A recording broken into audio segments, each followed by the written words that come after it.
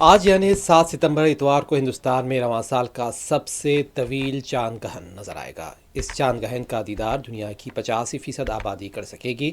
یہ ہندوستان کے مختلف شہروں میں تو دیکھا ہی جائے گا، ایشیا، یورپ، افریقہ، آسٹریلیا اور نیوزی لینڈ میں بھی نظر آئے گا۔ شمالی اور جنوبی امریکہ کے لوگ اسے نہیں دیکھ سکیں گے کیونکہ وہاں چاند کے طلوع ہونے سے پہلے ہی چاند گہن ختم ہو چکا ہوگا۔ قابل ذکر بات ہے کہ جب زمین سورج اور چاند کے درمیان آ جاتی ہے تو سورج کی روشنی چاند تک نہیں پہنچ پاتی، اس کی وجہ سے زمین کا سایہ چاند پر پڑتا ہے اور پھر چاند گہن کا نظارہ دیکھنے کو ملتا ہے۔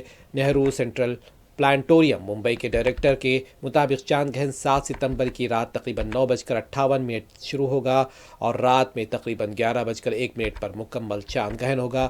11:42 پر یہ اپنے عروج پر نظر آئے گا۔ اس دوران آپ کو بلڈ مون یعنی سرخ رنگ کا چاند دیکھنے کو ملے گا۔ 7 ستمبر کی دیر شب یعنی 8 ستمبر کو 1:26 پر یہ چاند گہن ختم ہو جائے گا۔